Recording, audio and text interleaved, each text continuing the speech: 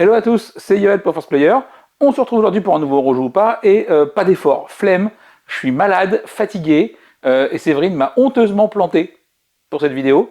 Du coup, j'ai récupéré la peluche qui est certes moins bavarde, mais au moins réconfortante. Voilà. Donc, au programme aujourd'hui, on va avoir Middle Age qui arrive chez Studio H, qui est la réédition de Majesty. Alors, le jeu devait arriver bientôt, mais finalement, il est repoussé à début mai.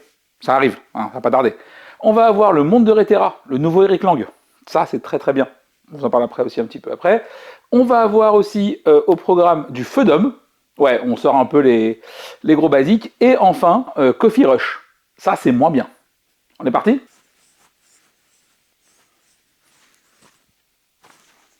On attaque tout de suite avec Coffee Rush.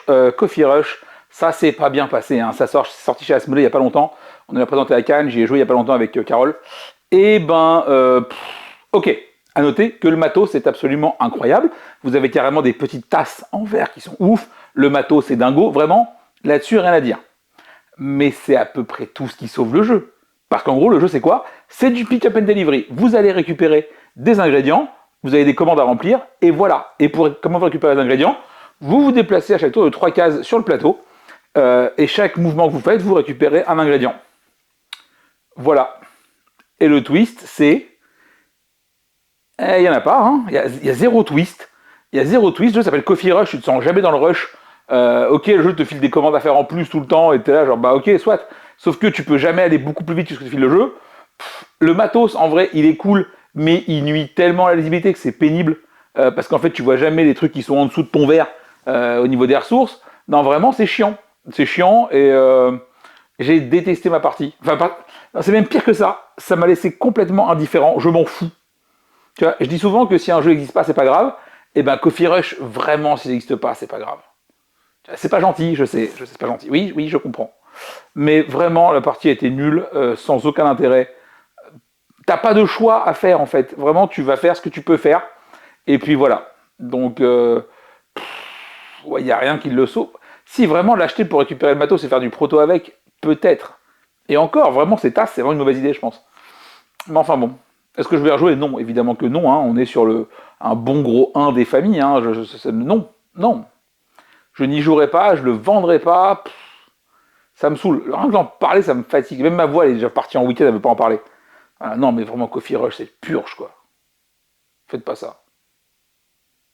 Qu'est-ce que t'en penses, toi? C'est nul! Même lui est d'accord avec moi. Faites pas ça. Ok, on continue maintenant avec Middle Age. Middle Age, c'est la réédition de Majesty de Marc-André, qui était shorty, donc c'est sorti mais court, après son hit qui est Splendor, et tout le monde attendait ça à l'époque comme la suite de Splendor. Et ben en vrai, c'était pas mauvais, mais c'était pas bien non plus, tu vois.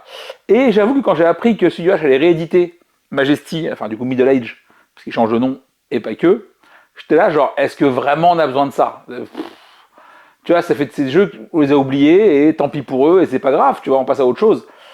Et du coup, j'étais assez sceptique sur la réédition.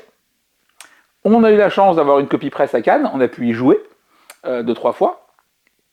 Et en gros, ils ont fait pas mal de changements. Esthétique, bien sûr, le nom, évidemment, mais aussi même en termes de gameplay. Maintenant, vous avez une rivière d'études, vous savez ce qui arrive. Et il faut admettre que c'est bien mieux. Oui, voilà, j'étais sceptique, mais là au moins c'est bien mieux, c'est pas une réédition, c'est vraiment une V2 du jeu. Et il devient beaucoup plus planifiable, beaucoup plus programmable, et on peut faire des trucs. Après, les reproches qu'on pouvait faire à l'époque à Majesty sont, à mon sens, toujours un peu les mêmes, dans le sens où c'est qu'on joue un peu à la dinette, que c'est un jeu où finalement tes choix sont un peu automatiques aussi, parce que c'est un jeu à filiale. Vous allez récupérer à chaque tour un des bâtiments disponibles, le mettre dans votre royaume, l'activer.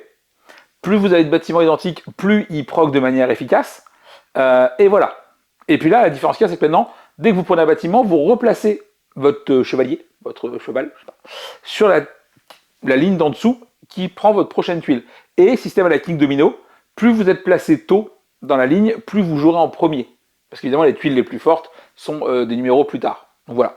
Et en vrai, c'est assez malin, ça fonctionne bien. On a une vision d'ensemble qui est plus claire, plus logique de ce qu'on veut faire, et on peut planifier à 2-3 coups en se disant pas putain, je vais me faire empaler si jamais il y a ça qui sort. Voilà, là on le sait, et ça marche bien. Après, ma question c'est, est-ce que le marché a besoin d'un produit comme ça actuellement? Alors, il évite l'angle mort de l'enfer qui est le 40-70 en termes de tarif, vu qu'il est à 35, je crois, de mémoire. Et à ce prix-là, il va effectivement possiblement fonctionner fonctionner pour tous les fans de Splendor, pour ces jeux-là, parce qu'effectivement, il marche bien. Et le jeu fonctionne, le jeu te prend par la main, il te dit comment jouer vraiment. Tu as assez peu de choix à faire en termes de trucs, mais du coup, le jeu est assez peu frustrant. Tout ce que tu fais à chaque action, tu marques des points, tu récupères un truc. Même si ils ont fait deux tuiles et tuiles un peu destruction qui peuvent te mettre un peu dedans dès le début de la partie si jamais tu les prends dans la bouche, et des événements assez négatifs. Ça, pour le coup, je m'en serais peut-être passé si on veut garder vraiment un jeu qui est reward, enfin qui est satisfaisant, vraiment qui gave les joueurs de trucs, parce que vraiment à chaque action, tu gagnes des points. Tu peux pas ne pas gagner de points quand tu joues une action. Donc voilà, à un moment donné, il faut être pragmatique. Le jeu est fait pour ça. L'avantage, c'est que c'est expliqué en 17 secondes. Le principe global, après t'expliques chaque action, mais ça va très très vite. Donc voilà, est-ce que moi je veux rejouer? La réponse est, je pense pas que je le propose. Parce que c'est quand même assez vide en termes de jeu, même si l'édition est très clean, machin et tout. Mais par contre, je pense que c'est un jeu auquel je fais jouer des nouveaux joueurs avec plaisir, parce que c'est facile à prendre en main, parce que voilà, ils vont s'amuser, ils vont prendre du plaisir, et ça c'est important. Tu vois. Après, moi, il n'y a aucun monde effectivement où je me dis tiens, vas-y, ce soir on se fait un middle age, ça n'arrivera pas. Voilà, donc on est sur un 3. Sur un 3 parce que je vais y rejouer. C'est même un 3 un peu bâtard parce que je vais le proposer à des nouveaux joueurs et de la manière en boutique, je vais le proposer spontanément à des clients aussi à ce niveau-là parce que je pense que la cible est relativement large. Juste que la cible, c'est pas moi. C'est ça le problème. Enfin, le problème. On va parler maintenant d'un monster game, Feudum, Feudum, vous l'appelez comme vous voulez. Il y a assez peu de jeux qui te donnent l'impression d'être devant une espèce de montagne et je te dis comment j'aborde le sujet. Feudum, c'est un bac à sable où tu peux faire à peu près tout ce que tu veux, si tant est que tu en comprennes les règles. Parce qu'en termes de règles, on parle d'un jeu où à chaque tour, tu vas programmer 5 actions sur les 40 possibles. Et je dis pas 40 en mode j'exagère, il y a littéralement 40 actions possibles. C'est juste de la démesure, Feudum. C'est trop. Voilà, vraiment, Feudum, c'est trop. Et je pense que si c'est un jeu que tu veux juger de manière absolument rigoureuse et autant que possible objective, il y a plein de trucs qui vont pas. Il y a plein de trucs d'ergo qui sont pas clean. T'as plein de trucs qui auraient pu être épurés, mais que c'est laissé dedans. Et en vrai, on a dit qu'on aime aussi un jeu pour ses défauts. Et ben Feudum, tu sens que l'auteur a mis juste tout son âme dedans, toute son âme. C'est vraiment le jeu de sa vie. Et clairement, ça se ressent, tu vois. Il y a trop d'amour dans ce jeu.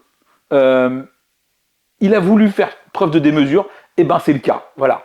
Il y en a clairement trop, hein, vraiment. Mais Feudum, il y a ce côté où tu vas pouvoir faire ce que tu veux. Tu vis une aventure, c'est épique. T'es parti, tu t'en rappelles. Et rien que ça, c'est un jeu qui crée des souvenirs, et donc ça, c'est assez fou en soi. Après, moi, je sais que c'est un des rares jeux que je refuse d'expliquer.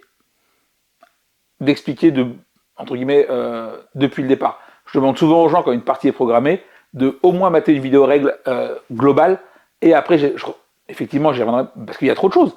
Il y a 6 guildes différentes, chaque guilde, c'est 3 actions, plus une quatrième, plus les actions possibles, plus le déplacement. Waouh, il y a trop de choses. Mais le jeu est incroyable aussi pour ça. Qui est la cible de Feudum? Vraiment, je ne sais pas. Je ne sais pas.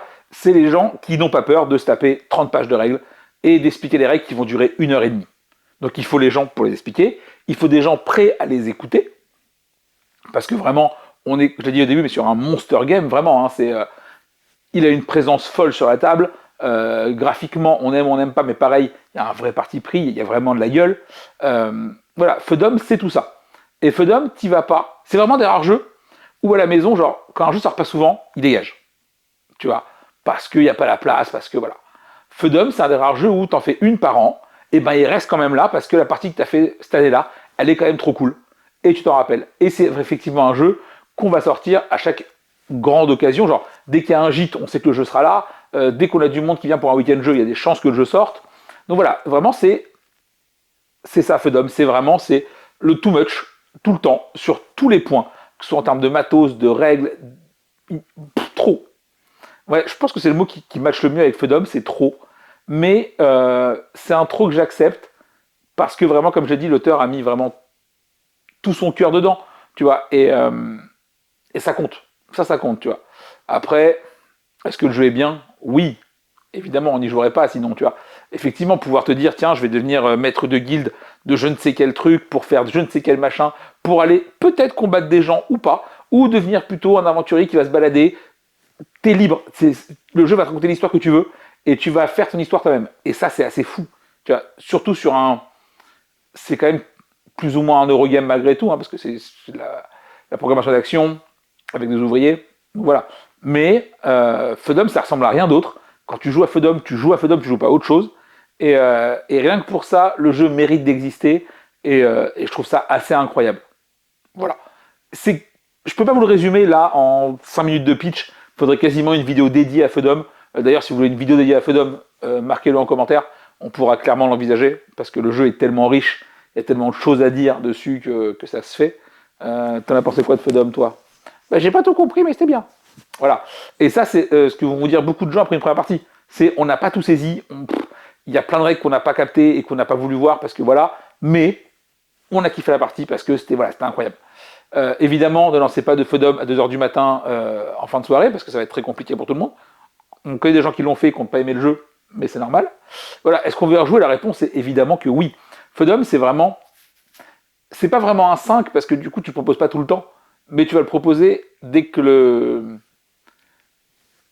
l'environnement est positif pour lui, tu vois. Donc c'est un 5 par moment. Tu vois. Très particulier à ce niveau-là aussi, c'est dès qu'il peut sortir, il va sortir. Parce que le jeu est incroyable. Démesurément incroyable, mais démesurément tout. Voilà, tout. Ce Fedom. Merci, voilà, merci à l'auteur d'avoir fait ça, parce que vraiment ça n'a aucun sens. Et on finit maintenant la vidéo avec le monde de Reterra, le nouveau Eric Lang chez Hasbro. Ouais, c'était pas gagné ça.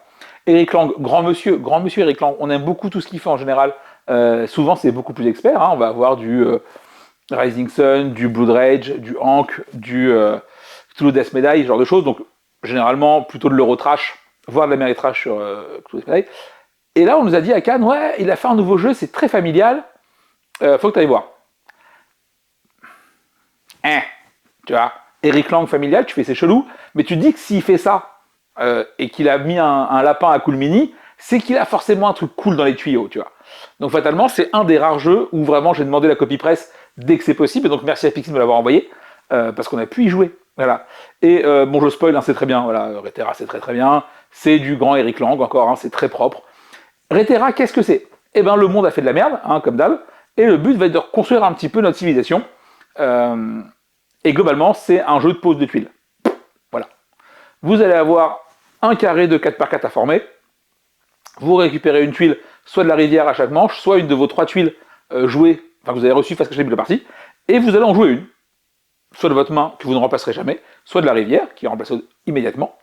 Et si vous arrivez à enchaîner les engrenages de même couleur adjacents sur différentes tuiles, vous pouvez poser les bâtiments spéciaux.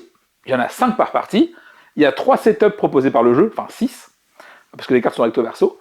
Et en plus de ça, vous pouvez faire vos propres setups après. Donc vraiment, en termes de jouabilité et nombre de bâtiments, vous pouvez y aller. Très cool. Et ce qui est assez chouette, je trouve, c'est que c'est jouable par absolument tout le monde. Mais, et c'est là où je l'ai préféré à d'autres jeux de pose de tuiles familiaux, même, mais je suis malade, j'ai le droit de me tromper, comme Acropolis par exemple, c'est que si tu veux bien jouer, Reterra, c'est pas si simple.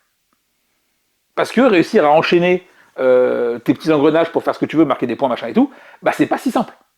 Alors oui, tu peux juste prendre ta tuile, la poser, machin next, soit, mais là voilà. Et tu as un petit peu d'interaction, pas méchante, mais tu vas pouvoir un peu enlever des points aux copains, avec les bric-à-brac et tout ça, donc c'est des petits malus que tu files quand tu remplis une condition. Donc voilà, ça c'est très chouette. Pardon, excuse-moi la peluche. Voilà, et vraiment, très bon feeling, partie qui dure à 20-25 minutes. T'observes constamment un peu ce que l'autre peut chercher, voir si tu peux l'emmerder en prenant la tuile qu'il veut, même si fondamentalement, sur 5 tuiles, tu n'as pas tant de gêné que ça, vu que les tuiles sont quand même un peu redondantes. Par contre, sur les bâtiments, il y en a quand même assez peu, les bâtiments spéciaux. Donc une fois qu'il est pris, il est pris. À noter que pour l'instant, sur toutes mes parties, on n'a jamais réussi à aller chercher le bâtiment à 4 en carré parce que c'est trop dur. Je suis nul à ce jeu, ça me déprime. Voilà. Mais je fais souvent des séries de 7 de même type, ce qui fait des points quand même. Donc ça va, j'ai pas tout perdu. Donc voilà. Donc vraiment, Reterra, le monde de Reterra, très très bien. Maintenant, on va passer au point qui marche moins bien. Et c'est pas le jeu.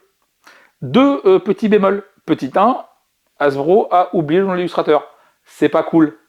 Hein, voilà. Ce sera corrigé dans la réédition. Mais bon, hein, mettre auteur et illustrateur, c'est pas trop en demander non plus, messieurs. Faites un effort. Et deuxième chose, c'est quoi ce matos? Les mecs ont fait des tuiles, on dirait des feuilles. Comme ça. Et du coup, tu sais pas, ils ont fait un insert qui est ultra quali, avec des petites boîtes machin, et tes tuiles, elles sont dégueulasses. Les tuiles les plus fines de l'époque des tuiles. J'ai jamais vu ça de ma vie. Donc très chelou. Tu vois, même la boîte, t'as l'impression qu'elle est en carton papier mâché, et pas en vrai carton. Donc voilà, donc t'as un excellent jeu, sur un écran qui de loin a l'air très joli, et dès que tu ouvres la boîte, t'es là, tu fais, mais qu'est-ce que je fais de ça? C'est de la merde. Donc ça, c'est un peu dommage, surtout au prix du jeu, vu qu'il est annoncé à 40, je crois. Donc ça, c'est voilà. Par contre, encore une fois, si on parle du jeu uniquement, c'est vraiment excellent, c'est tout public, ça marche très bien. Et merci Monsieur Eric Lang, encore une fois, parce que le mec est trop fort. Le mec sait tout faire, à un moment donné. Pas encore du Vladash Vatil, qui est quand même encore hors concours, mais Monsieur Eric Lang quand même. Voilà. Est-ce qu'on veut y rejouer? La réponse est oui, parce qu'il y a vraiment plein de setups différents, et tu as envie au moins de tous les voir. Donc là, on est sur un bon 4, voire 5 au début, parce que c'est 5 de la nouveauté. Mais ça, lui, avenir brillant. Voilà, on lui garantit ça. C'est très bien, c'est efficace, ça marche bien. Il n'y a rien à dire, hein, c'est du bel ouvrage. Voilà. Enfin non, parce que du coup, le matos c'est dégueulasse, mais vous avez compris. On arrive gentiment au bout de cette chronique. J'espère que ça a été regardable, parce que je sais que ma voix est dégueulasse, même si la peluche n'est pas très très parlante, elle était quand même très bien d'être là. Ça m'a fait plaisir de faire un câlin. J'espère que vous allez bien, mieux que moi en tout cas. Je vous fais à tous de très gros bisous. Encore merci à tous ceux qui soutiennent la chaîne sur Ko-fi. N'hésitez pas à le faire si jamais vous ne le faites pas encore, ou si vous y pensez. Ça fait toujours très plaisir. Que dire d'autre? Si, on va sûrement faire un pot de départ fin mars sur Paris, parce que je quitte Paris définitivement pour rentrer enfin à la maison. Donc on va faire ça, donc n'hésitez pas. Un petit message, on essaie de caler ça ensemble. Sûrement, ouais, fin du mois, je sais pas quand encore, mais on va faire ça. Je vous fais à tous de très gros bisous, portez-vous bien, et puis à très vite. Allez, ciao.